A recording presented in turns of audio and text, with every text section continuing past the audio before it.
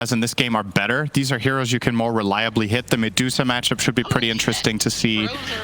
There's no Puck this time that's going to evade everything. Ember is arguably also kind of tricky, but at least the offlaner isn't a Weaver as well. Okay, hang on. We're going to have a... Yeah, the good old-fashioned brawl. Costa Bailey gets hit, but it looks like Fata is going to be the one that gets first blooded.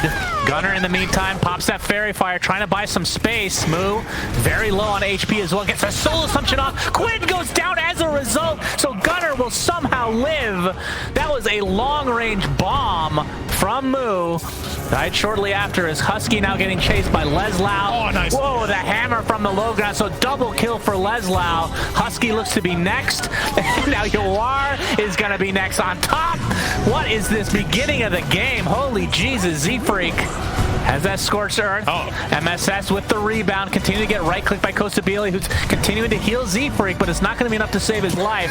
4-3, beginning of the game as MSS is not over yet. Cinderin getting chased by Costa Bailey. It'll take a few more right-clicks. Not sure if he's going to find it as MSS laughing it off as well as Cinderin. I think this was the score at 12 minutes in the last game.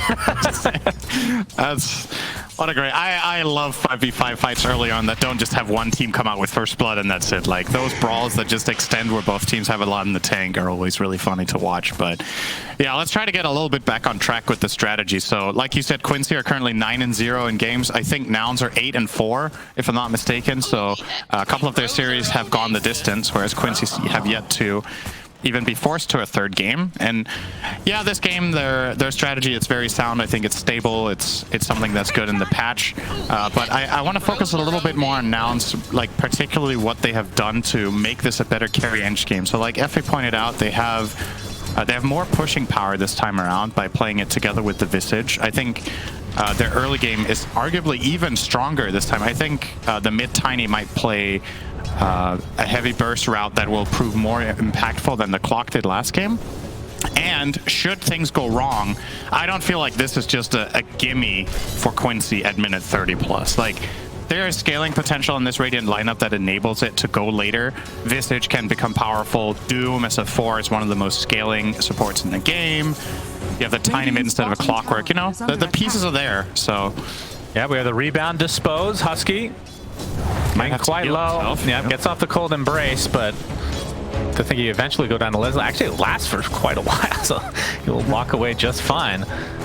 And I mean, the thing I love about Nouns drafting, even if it is wonky at times, is the flexed. Like, they seem to value the versatile picks because at the end there, it's like, okay, technically all 5 of these heroes can be flexed in some position. I mean, look at all 5 of them. These have all been played support semi-consistently in this DPC season, so pretty cool to see. It makes drafting against the team, it can make it a bit complicated, but at the same time, I think it's a balance thing where you can also overcomplicate things for yourselves. Like, it can get a little bit of become a mess in the end where it's like, oh, we need to assign the roles and yeah, like I'm a big fan of flexibility, but I don't think necessarily you need 5 heroes. Maybe like 2 or 3 is enough so that you can build a solid foundation and then decide late in the draft where you want to go with things. But like this, I also think the heroes that they flex this game don't... nice pressure onto Fata here. Soul Assumption still up there. That should be enough there. I think the Scatter Blast actually gave him that third point. Been fine. In Soul Assumption. Fata just wanted to way back into the base. That's fine for him. Yawar gets the solo XP as intended by Quincy Crew. Of course, we should mention, I mean, the last time, I'm sure this has happened since then, but when I see Medusa, Yawar versus a Tiny. Yeah. Do you remember the toss feature from way back when? Doubt we get to see that again as Scatter Blast. Fata, see, he's refreshed. He gets the kill now. Yep. The Servant Supreme. That was never fixed, right? I think it was. Oh, it was fixed. I believe that was changed, yeah. Oh, that's kind of disappointing. Well, I figured that was a feature. That's quite the feature. Bring back Pudge Hook to Fountain as well. Mid lane, Quinn might actually kill Gunner here. Yep, Searing Chains is available. Not quite enough. All right. Plants a tree and Quinn will eat it. Yummy. So I was going to say one final comment on the whole flexing thing. I think what makes flexing heroes really powerful is when they demand response and then you can pivot, right? So if the heroes that you pick flex are exceptionally powerful at one aspect of the game, so the enemy team kind of has to cover their bases in that regard, and then you're like, haha, it was just a support, or vice versa. Yeah. I just think a lot of the flex that the Nouns have picked here, nice cold embrace there from Husky, will keep him safe. I think a lot of the flex that they pick doesn't necessarily demand a lot of response. Does that make sense? Like, I think the way Quincy has drafted in this game, no matter who was which role, they would have been able to solve it relatively easily by putting stable lanes. Like, there's a lot of flexibility in the Radiance lineup, but like, what's the gotcha factor where you put a hero in a different role where it's like, oh damn, how do we solve that with the heroes we have? Well, just depends on the perspective of like how the lanes are going, right? Because last time we saw Costa be playing the off lane as position 1. Now he's in the safe lane. Like, so I'm just looking at Quincy's heroes and not really seeing major issues in terms of enabling their lanes and being able to scale. So I think the... Ooh, Scatterblast onto 2 heroes, but Fata takes a soul assumption to the face. Z-Freak gonna have to walk away with that Scorched Earth. Fata again taking more damage from soul assumption. Yawar completely out of mana. As now Husky has come with that Arctic Burn. And Fata's actually hidden quite well, but Yawar continuing to get beat on by Z-Freak.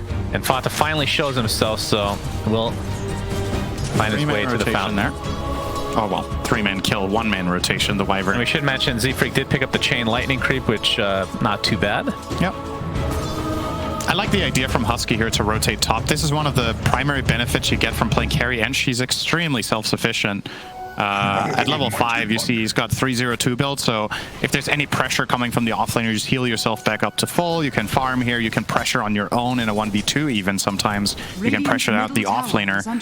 So it does free up your Wyvern to do other things on the map, and I really liked his choice there of getting mobile. And I would like to see him not come back bottom at all, actually. I think just leave Costa Vile down here as long as he wants to stay there. And find other ways of impacting the map. This is nice so far from him on the Wyvern. Also his skill build, like we talked about, the point and heal, not particularly common to see on level 2, but it saved his life 2 or 3 times against the Dawn. It's super high value. MSS with Invis. He did get spotted by the sentry though. And they saw him take it originally because Gunnar was looking for that rune to begin with. Dispose. Here comes a Solar Guardian on top of the Cold Embrace, so that's actually going to be anti-synergistic as Moo ends up getting Starbreaker. It's not going to connect on the last stun, but it's not going to really matter. It's a 1-for-1. Avalanche toss. Leslau getting quite low, but looks like he's going to be fine. So the chase is now into MSS, who will be chased down eventually. Has the Dispose, will use it. But one more right click does it as Z-Freak actually gets credit with the chain lightning. Yep. That's a tip from MSS. So I think that was, what, 2 supports for 1 core in that position 3 for Nouns. Wait, did Fata die? Yeah, 2 died. Oh, he did, yeah. Yeah, 2 for 1. Pretty good for Nouns, right? That was a Dawn ult. Usually when you use the first Dawn ulti, that means you get the favorable exchange, but pretty even. Speaking of even, mid lane, Quinn has about a 300 gold advantage, so relatively even. Just raw CS. He has 20 more CS than Gunnar, who's been moving a little bit more. 20 more? Yeah. Okay, that's only equates to 300 in this case. Yeah, Quinn has died, and Tiny does have 2 kills, right? So true. Well, I guess the death was going to get gone on Searing Chains into the Starbreaker. Gunnar completely out of mana. MSS has come as well, as Quinn gets credit for that kill, so that's going to separate him just a bit more now. But like you said, Costa Vile on the Enchantress is top net worth and kind of left to his own devices in the bot lane. Of course, Leslau probably have some issues playing against him since it is a melee versus Enchantress core. Fata. Oh, Scatterblast not really going to connect. The Searing Chains onto 2 with the Remnants to follow. The focus is on Moo again, but he's super tanky. And the rest of Quincy crew are going to have to back now that Z-Freak has popped that Scorched Earth. Yeah, Quinn isn't exactly at his at the peak yet. Like Ember level 8 with 4 points in Flame Guard is, once that Flame Guard wears out, you're not really a particularly powerful hero, so they don't really have the interest in pursuing and getting extra trying to put extra pressure on that exchange, so they back off, and it's going to cost them their tower with this rotation up here from Costa Vile. So up Gwen, Remnant's back into an Avatar. Z-Freak only level 4, so no Doom to work with. Yeah, level 4 Flame Guard just absorbs so much of that tiniest damage that is largely irrelevant. This obviously means that Husky is now bottom with Enchantress moving away, and Leslau's going to try to take advantage of that. Yeah, has his hammer at the ready. Will use it. Husky. This is not enough yet. Pops the Fairy Fire, yeah, and there's a TP coming in, so Leslau making the correct choice and backing up, but his courier looks to be dead via the tower. Oh, the TP behind Husky actually got cancelled, but obviously... I don't know if Leslau saw it to begin with, and he obviously won't know that it did get cancelled. Maybe now he will after throwing that hammer, getting all that vision, and nobody was there. So we'll continue to farm up in bot lane. Yeah, Husky doing a good job of kind of delaying it, though. Like you said, they got that tier 1 top for free, and it wasn't at really any trade, so... That's for free, yeah. Yep, well, you can have something for free with a trade still. Well, think of an example, I'm sure. I'm sure somebody could come up with an example. I mean, I guess if you get something for free and then I give you something for free right after, you could consider it a trade, but it was technically two separate. Yeah, it's a trade for free. It was two separate exchanges. It isn't. An exchange is a trade. You're trading something free for something free. As I think we all just got dumber listening to that, as I did. I firsthand, definitely. Sorry about that. You guys listened to it online. I was there live, and it's even worse. It's even more powerful in person. It is. You have an aura. Yes, well, I've been told that many a time. I appreciate that. I'll take it as a compliment. Yeah, that's perfect proof of the aura right there.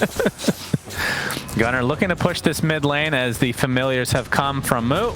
Along with the hero itself, of course, as Gunnar has his Blink Dagger back at base, so gonna see how much he's able to snowball on this mid tiny. Pretty decent damage on the mid tower here as well. Should not be underestimated. Do they have Glyph? They don't, to try to save their siege creep, but Visage did get about 35–40% of that mid tower in that push, so maybe with the 15-minute siege wave mid, that will be Nouns' next big move to try to progress on their map control. I wonder if Z-Freak got the tome or not, because he's still not level 6 at 11.5 minutes now. Yeah, he probably didn't. Husky's level 7. Wait, where is the tome? Husky might have got level 7 organically. He's been bottom for quite a while, so... Yeah, he really has. Maybe they gave the tome to a core. That's a little surprising. Figured Doom at this stage of the game would be pretty damn good. There's the rebound. MSS. Okay, a little bit of miscommunication, but they should have enough damage to take out Moo. TP does come, but obviously too late in this case. Might lose his birdies as well here. And, I mean, they did smoke with Gunnar initially because of the blink reveal, but now Quincy Crew will know that he has it, so not going to be a big surprise. Quinn gets off the Searing Chains. This is quite the chase. I know you have Donald, but... And Gunnar turning around, and Quinn will follow suit. Avalanche into the toss, and there's the Doom just in time, so big mistake from Quinn. I don't fully understand what the plan was there, because like if you're trying to slide chains with Donald, you need more than a level 1 chain from max range in order to connect. And you know the turnaround potential is there from a Tiny to do something. Maybe he wasn't expecting the Doom. I mean, that's fair. Z-Freak just got 6 in the fog. It's just, if you don't get Doomed there, what did you accomplish anyway, right? Like, that just felt like a very low reward play. And it actually turns out to be really costly, right? Now he died and lost his mid tower for basically nothing. So Quinn's first, I would say, major mistake of the series does cost them dearly. MSS with a very good item, the Horsey, to try to close the gap, but Avalanche is going to stop everything in its tracks. So Nouns off to a much better start, and still top 2 net worths are the position 1s for each respective team. And Enchantress with a little bit of separation from Costa Vile. Are you expecting any kind of a different build this time around? He went Dragonlance, Hurricane Pike, which he's doing again. Then he went, I believe, Sheepstick, if I'm not mistaken. Yeah, he went... And BKB before that, probably. He went BKB, Hex, Moonshard last game, I think. So full-on single target damage. I think a similar route here is good. I think you need that overwhelming single target damage against Medusa this game. We have the curse onto Quinn, and the gargoyle set up to try to continue the stun with the avalanche toss, and he's going to be brought down again. So Quinn, 2 quick deaths. Very, very costly for Quincy Crew. 5-man rotation, though. Coming out from Nouns. Really didn't want to lose that bottom tower, which I admire. I think defending this tower here is a good play for them, but perhaps slight over-rotation. But they're going to try to turn it into a play of their own this way. Pushing the tower with Ench and Visage, while the 3 other heroes are going to smoke across to mid and find Leslau. Yep, avalanche. Toss back into the fray. Leslau with the TP. Infernal Blade. Yep, Infernal Blade to cancel it, and that should lead to yet another kill for Nouns. But on the other side, Moo, with that single push, is going to be brought down. Leslau still staying alive a little bit longer than originally thought, but this will be a really big kill on the Costa Bile, so he sticks around as well. Obviously very hard to take him out with that untouchable. In fact, he kills MSS before going down himself, and there the TPs come. Gunner. I don't really get much out of this as the toss back from his teammate. Okay. Yep, they are back bot, all 3 of the living heroes from each team. The map is just... Look at all this gold just vanishing, wide open. Going to waste, mid lane. Yeah, but if both teams are doing it, then... Yeah, of course. What do you think? It's a free trade. Imagine you're a ranged creep and you get 4 last hits. What do you buy? Oh, wow, that's a good question. Probably mana boots eventually. You buy nothing because you're a ranged creep and you're going to run down mid until you die. Why do they have mana? Have you ever thought about that? That's a good question. They evolve to a point where they have mana, but they don't use it in any way. I think it's the only way to make Anti-Mage pickable in 1% games. So if they didn't have mana, he would be unplayable. Okay, that's a fair point. It's strictly for his sake. I mean, sometimes, the way that species evolve, they tend to cater to one other species as a predator. So the range creep's predator is just heroes in general. Maybe they used mana in a previous evolution and just evolved past that, but they still have this mana depot. That's right. Avalanche toss onto MSS. He's quite low. Hammer comes back. Looks like he's fine, though. It's kind of their appendix. Or their tonsils, yeah. Yes. That's maybe a better example. So they've lost the technology on how to use the mana, but they still have it. I mean, our tonsils are because we use, to prevent choking, if I'm not mistaken. And the appendix, I have no idea, actually.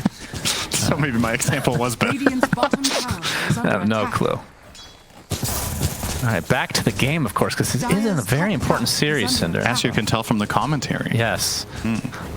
All right. Cold Embrace, keeping the siege alive a little bit longer. It did nothing. Yeah, it kept it alive about 4 seconds longer. But which team would you be happier with the state of the current game? Probably Quincy. I think, again, if you're Nouns, you would like to press the issue a little bit here. Keep in mind you're rebound dispose. Here comes the Solar Guardian as well. Z-Freak is dead. Oh my goodness. Don't know if that Solar Guardian was even necessary, but ensures the kill for sure.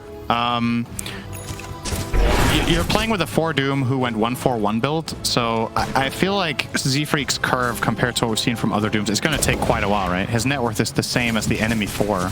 Are actually lower at this point than Fata on the snap. I'm going to call Fata the 4 because effectively they are playing MSS as a 5.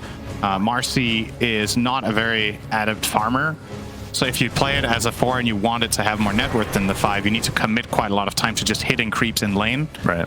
And a lot of the time you want to be off map to pose a threat instead, and that will naturally make your other support hero take up more net worth, which, if there's like a handful of 5 players that are just really good at using net worth, Fata is on my list of players that get a lot of value out of gold on supports. So avalanche and toss into the creeps, into the arms of Z-Freak, who gets the Infernal Blade up, but MSS ticking away. Looks like he's going to rebound to safety, though. The sidekick used on Yawar, who's already popped the Stone Gaze. Quinn is here as well. And the rest of Quincy Crew seem to be connecting, but not able to find a kill for themselves in this little mini engagement. But you can see Yawar is top net worth, and he's starting to pull away pretty nicely. Starting to get these ancient camps. Has his Manta, can just about pick up the ultimate orb, the first of which for the eventual Scotty. Yep. And I mean, is this a game, like, how much do you care about getting doomed? Like, do you need to get a Lincolns at some point? Because the stats aren't, I mean, that's pretty good for Medusa, but you want to get some damage first. I don't think you have to consider Doom that big of a threat if Marcy goes Shard at some point. I think you can just toss the Medusa out of the fight and let your Marcy die and then reset. Like, trading away your Marcy if she has a buyback for getting rid of the Doom on your carry is probably a pretty good trade later on.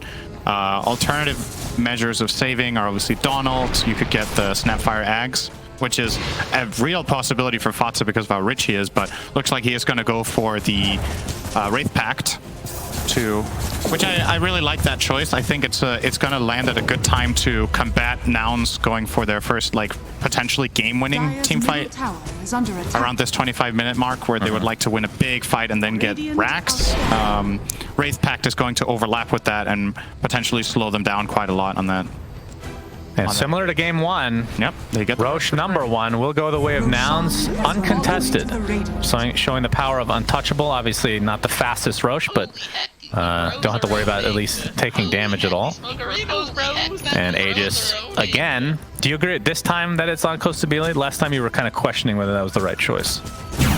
Yeah, I think in this game it makes more sense to me to put it on him than in the last one. I also, once again, would not have minded seeing it on Gunnar. I think this time around, Enchantress is probably more susceptible to getting burst, and you could play Costabile in the front a little bit more. Ooh, Avalanche! No, couldn't get the toss off. Quinn, spirits away. Z-Freak now has his blink down. It's actually being delivered. I'm assuming he's going to look for a Centaur creep, but we'll see. So they have another layer of initiation on top of Gunnar's Blink Dagger, who's now has an Echo Saber, so he can start to deal a lot of damage. I mean, the issue for him is every hero is pretty damn tanky. Like, you can't really 100 to 0 anybody without the help of additional teammates. It's a nice Searing Chains from Quinn. Gonna cancel that TP from Moo, and the kisses are enough to take him out.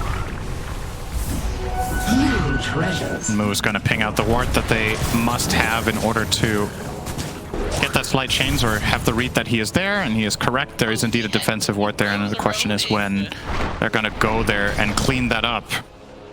But similar to the last game, it is following quite a similar trajectory, I have to say. Again, the carry ench is farmed, but isn't...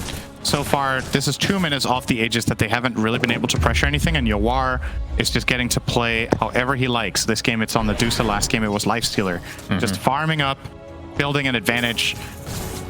And, man, I'm a little bit worried for Nouns when this Medusa gets very big. I think I'm going to give Carriench the benefit of the doubt in that matchup that she might actually be able to overpower Medusa and deal insane amounts of damage later, so you can solve it. But the rest of the lineup does not fare well against a 3 or 4 slotted Medusa in this later portion of the mid game. And you know the protection is there for Dawn, who, okay, Leslau will get jumped by Costabile and get out. I was wondering if Leslau in this game could actually go for a utility route with Ags to protect the Medusa, because Ench will not get MKB more than likely, or will not want to. Tiny, same story, so you could negate a ton of that physical damage. Visage Birds can never solve that problem, but he is going to go for a different defensive item, the hybrid item in the Halberd, so he can disarm the Ench, probably, which serves a similar purpose, but gives himself more tankability. That evasion. Yeah, keep in mind Costabile did not opt for a BKB this game. Yep. At least not yet, so the Halberd, if used, top tier 2 is dead. Be very valuable. Has fallen. And we'll claim the first tier 2 tower of the game, so Outpost is up for grabs here for Nouns. Now that is... Little known fact, Outpost is in fact a noun. Oh, that's very interesting. So are many other words that you've said in this game. I've said a lot of nouns, including the word nouns. Oh. As Quinn gonna defend this tower. A BKB on Moo. Visage. Can't say I've seen that a ton. I mean, a very inherently tanky hero. Yeah. A lot of the times you would see Visage get Wraith Pact or get some sort of other aura items for the team and then get the Shard for defense, but he feels like he has to get a BKB to protect himself. I understand. When you've seen how these fights play out, he is very susceptible to the Snapfire Ember combination. Yeah, we have the Scorched Earth onto Fada. Looks like he's going to attempt to TP out. War Stomp creep. More Stomp finally taken. Leslau getting chased in the meantime by Gunnar as well, so... in all likelihood, Nouns going to end up with 2 kills in this bot lane. All right. Good picks. I wish there was another creep that Doom could go for late game. That actually... Alpha Wolf? Yeah, but like, that was the... Oh, Z-Freak gets off the hoof stomp, and the Doom with the body blocks to come. Moo trying to use his little familiars to get a stun off. And it looks like it's going to be enough to take out Quinn again. So 3 deaths make it 4. Oh. Marcy taken out in her own base by Gunnar. What is going on? This is with the Aegis, and I feel like you don't even need it for this. The Aegis is... I mean, maybe that's part of the reason that Quincy are spread as much as they are, is that they don't want to take a fight into the Aegis. That's true. But really good job from Nouns finding so many kills in different spots of the map and not bringing too many heroes. That's something they, I think, did a little bit more in the early game of this game, maybe over-rotated slightly. But these moves, they've managed to do a very good job at not over-rotating and therefore getting more value. Finding kills in separate positions, and we'll get another tier 2. So okay, it's starting to look like something now. Especially Quinn is relatively quiet for the fact that he's playing one of his best heroes on Ember. He's 2-4-4. Last game on the puck, he made tons of space and really good plays. This time around, he hasn't really been able to find the same success. Yeah, and he is not that far from finishing his Lincoln Sphere, so the Doom is going to be really hard to get off, especially if you have the War Stomp, which I will continue to call Hoof Stomp, by the way. As you can see, the Wraith Pact is taken out immediately. Here comes Quinn with a nice Searing Chainsaw to a couple of heroes, but he gets doomed again. Oh, he gets brought down quickly. Oh, and double kill from Leslau, though, to kind of counteract this, as Gunnar now on the run, but Leslau continuing to beat the absolute crap out of him. BKB finally popped by Gunnar, and that looks like it'll save his life. Costa Bile, he's going to dodge the Starbreaker, but still the triple kill for Leslau. Great turnaround, despite Quinn dying right off the bat. My god, Fatsa did so much damage in that fight. Like, this is a 5. Oh, well, you could argue it's a 4, right? But the way that was all set up, it was a very good War Stomp there from Z-Freak in order to kill Quinn, but they had to drop absolutely everything, and they really compromised position in the trade-off, right? Their heroes are piling on top of each other, and I think the Snapfire hits 4 or 5 kisses in a row on 2 heroes. You're going to see the replay here. So Quinn, nice familiar stomps, or drops there, but this combo here, 1, 2, 3... Yeah, that's disgusting. That is so damn much damage. And yeah, Gunnar, fortunate to survive here, just barely gets out toward the end there with a late pop BKB. He's the only one to survive that exchange. And yeah, huge grab for especially Yawar there, as the carry being the sole survivor of the fight in terms of cores, with the exception of that Tiny. He got a huge amount of gold out of that exchange, and will, as a result, not only complete the Scotty that he showed up with, now he has a Shadow Blade.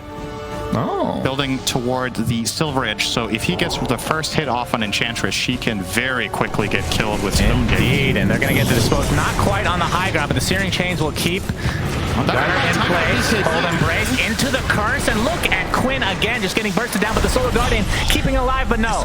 Soul Assumption is enough from Moo to get the kill. So again, Quinn dying, which means Quincy going to have to back up.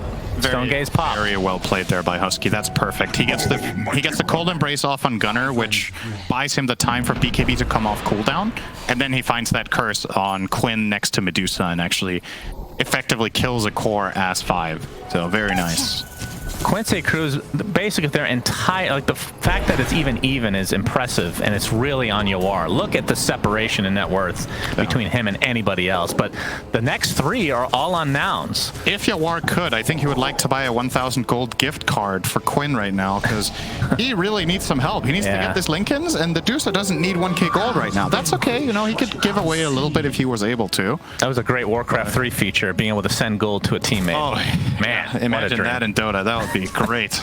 Yeah, the position 5s would have literally 0 gold, I'm pretty sure. Just constantly siphoning it away. Yeah, the first 600 they just wouldn't even use for region. They would just give all their gold to the carriers. They could show up to lane with 2 bands of Elven skin. Beautiful. Yeah, that would be... Yeah, let's do that.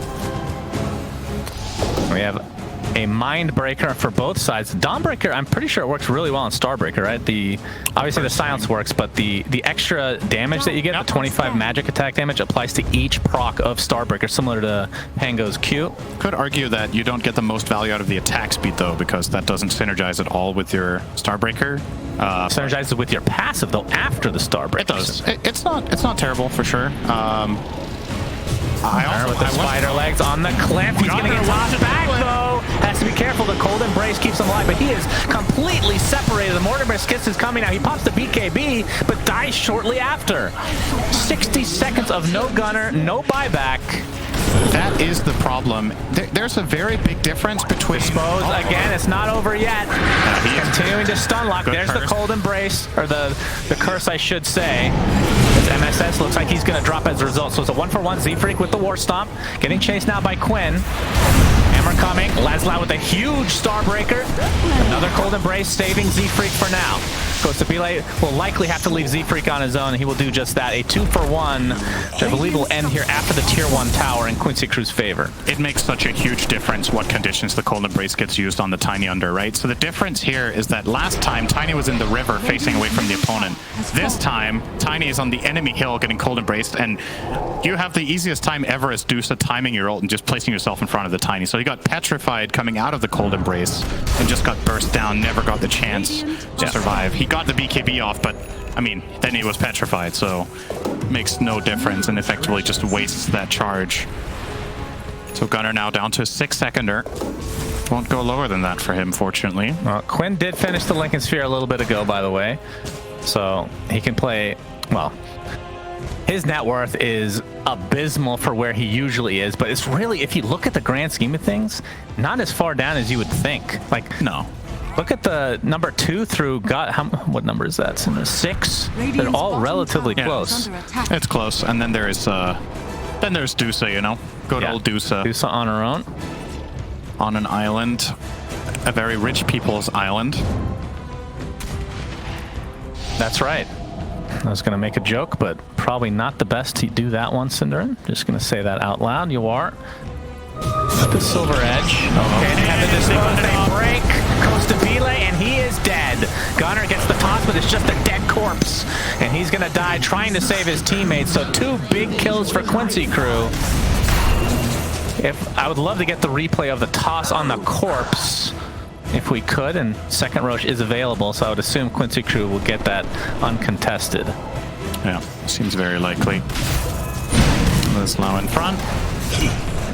And he's going to buy the shard. Well, maybe he won't now. He has it queued up. Let's see if he takes it or if they give it to Yawar or maybe to MSS. All right, so this is, he's broken, dies mid-air, tosses the corpse. Was he technically alive when he tossed? You can't toss a dead hero. Why not? But was he alive mid-air? Like, I guess he died like right at the beginning of the toss, not even halfway. He dies here. Yeah, so, like right there. Thank you. Very good production. Oh man, I love this sound. Please keep playing this. Way too dang. It's music to my ears right now. As bot lane, we can see they're trying to chase the Wyvern. Husky, oh, he might run into MSS. If MSS just stood still, he spotted him. Yeah, Husky did not cut the trees that he was hoping for, and he is dead. And dispose. Anytime you hear the word dispose, it means there's a kill coming. And it looks like Yawar is going to get credit for that one. And he is ginormous. So I believe he is the one that took the shard from Roche. And he was, yeah. He is on his way to a BKB. Laslow bought his own, so I gotta say, it feels really good. Have you played Dawn since she got the shard? Or did you only play her when she came out? I think once. Yeah, this shard feels so good to play with. It is amazing. It gives you a lot of freedom in the game. Just being able to move around like freely is really nice. Yawar gets a free tier 2. And now you're starting to see, as he was queuing up a BKB but opting for a butterfly for now. We'll see if he sticks to that. Obviously very good against Enchantress, similar to what you were talking about with the Solar Guardian evasion, if you got that Ags. True. Dire's top tower is under attack. It's like, all right, you're not going to buy Ags on Dawnbreak, I'll buy a butterfly. Is under attack. Yeah, he has committed already with the Eagle Song, and then we have the smoke. Radiant's middle tower see how is under much- attack. Wait a second. Okay, the Aegis actually... they smoked and the Aegis icon disappeared from the top. I was like, what the hell just happened? Jeff Hill, please fix. In a Jeffy. Quinn, you can't use it twice in a row. Watch me. BKB TV. I did, actually. Literally. Radiant's top tower is under attack. And Quinn working on an Aghanim Scepter for himself. Taking out the gargoyles in the meantime. Little birdie snack. Look at that. Now Quinn is second on net worth. Yeah. For me. Just kidding. He's 20 gold behind Ench. This will be quite the thrill to watch these two swap positions non-stop. And look at Tiny as well as Dawnbreaker. 100 gold net worth difference. Wow. Keep your eyes on the bars, guys. This is... riveting. There we go. Quinn's ahead Radiant's again. middle tower Wow. Can you keep Tiny's us now updated? behind Dawn. Keep it up. Tiny's ahead of Dawn. Tiny's going to stay ahead of Dawn for a while. All right, that was that. Congratulations to those heroes that are now on top of the other heroes that you mentioned. Quincy crew going to take out the tier 1 top. Still 2 minutes left on the Aegis, and now Butterfly officially competed on Yawar as this DD is dissipating, but I would assume that they just continue to plow down and at the very least poke high ground. I don't know if they have enough time to take a full fight or if they even feel comfortable doing so. Really a big fan of how Quincy are spreading their heroes on the map right now. So Yawar with this Aegis is pushing the top tower effectively solo. He has a bit of protection behind with the Marcy with Blink as well as Psychic Headband, so he could Blink, toss him back, and buy time for the team to connect. But they know that Nouns are very unlikely to try to take this fight into the Aegis, so they're just... he's effectively just solo pushing 2 towers while the rest of his team are farming jungle and pushing out bottom as well. Yeah, Fata tanking a gank, but Solar Guardian keeping him alive, and Z-Freak trying to get away. As you see the curse now applied onto 2. As Dawnbreaker beating the crap out of Fata. Looks like that'll lead to a kill, but the Dispose, which, you know what that means? That is going to be a very alive gunner who pops the BKB and runs away. As Yawar, he's drained a mana completely. Akostabile doing a lot from the high ground, but he's going to get Searing Chains, Nice force staff to the low ground. Leslau gets off the Starbreaker. The Cold Embrace keeps him alive. Another Dispose, this time back onto the high ground. But look at MSS just dropping from 100 to 0 as the pressure continues. Looks like finally Kostabile ends up getting killed. Buys back immediately though as Leslau gets doomed on top of this gunner. Cold Embrace. These Cold Embraces have been super clutch from Husky as a double kill for Moo ensues. Nouns winning this fight in spades, but can they continue? Looks like the Sleight of Fist finally comes in from Quinn. That ends up being a double kill, netting the kill onto Gunner, as he is the only one that hasn't been able to buy back in this fight. And look at the damage coming from Kostabile. Yawar attempting to TP out, will be successful. So they don't get these couple very high value kills, but still a relatively good fight from Nouns. But actually, how many buybacks did that actually cost them? There's only one. Yeah, it was Kostabile though, which is a pretty expensive one. It is the carry buyback against that of the Marcy. But yeah, given the circumstances of net worth in this game and the heroes and everything, I think Nouns fighting into Aegis there and getting that outcome was pretty decent. Yeah, BKB from Mo. It'll be fine. Husky, I don't think they have another stun, so away he goes. Witchbane on Enchantress. That sounds very good. Yep, that item is the item against Medusa. Yeah. Very lucky that that dropped. Yeah. What do you think of neutral? Fogd and I are going to have a great time talking about this later. So Witchbane, passively, this item is not particularly popular, so people might not be familiar with it. It deals 4% of the target's max mana in damage. So against a hero like Medusa, who as a carry has a lot of max mana, the EHP you're taking off per hit by dealing the damage and taking that off the mana shield is really substantial. It is probably the single carry in the game that this item is the best against. And you get 20 attack speed on top of that. Yep. Because why not? Of course, you do get the active as well for the purge, which you can purge off chains. Yeah, that's a good pretty one. nice here. Yeah. Is that you can target yourself? Anyone. Oh, anybody. Wait, which is the one that they changed? Is that a different? You mean Flicker? Oh yeah, maybe it was Flicker. But Flicker only targets yourself, but then you don't move if you've taken damage in 3 seconds, and you're just that's right. dispelling on the spot. Okay, I think Husky might be in some serious trouble soon. Yeah. And Costa Bile would be the big pick, though. Oh, we have the Solar Guardian set up with, oh my god, they don't even need it. Fata just solos Husky. I think Fata did not see Costa Bile there. That could have been game-losing for Nouns. The fact that Fata has Boots of Travel and Shadow Blade along with Wraith Pack. What the hell am I watching? Moo, extremely tanky. Gets a Soul Assumption off onto MSS, who's trying to bide his time as Yawar comes in. Avalanche is going to keep him at bay. A nice toss out to safety. So Moo likely will survive. Quinn, Lincoln's is already procced. Under attack. Yawar just pounding on the tower. This feels like core farm for Fata on the Snapfire. Yeah, I think that's something that Quincy have a very good understanding of with this Marcy pick, is that they know Marcy isn't going to take very much space, so Fata is going to take extra. He has 200 CS on Snap, and the Marcy has 30. Yep. So MSS is effectively leaving Fata to farm. So here, if Fata had seen Costa Bile here, he would not have gone for this play. But it worked out. Dude, he did 1700 damage to Snap there. It's like, yep, I'm a support, by the way. It me. I mean, the cookie out of Invis into the Scatterblast Shard, that's a literal perma-stun. Not much you can do about that if you're Husky. Yeah, he didn't even get the Shadow Blade attack off, did he? No. He started with the cookie, so he could have done even more damage if he had done it in opposite order. But would you have time to get the cookie off before, like, a curse comes or something? Oh, if you... I mean, I don't think there's any world where Wyvern expects to get jumped there, right? So I don't think, like, human reaction time, you're not... What if they're not human? I can't relate to that. Yes, you can, actually, as Nouns is going to smoke up. BKB now online for Costa Bile. It's a little bit later than last game. Yep. But has his Moon Shard to go along with the Witchblade. Fata. As we have got the Shadow Blade Avalanche, but yeah, no vision. Told you. Well, he's on the other team.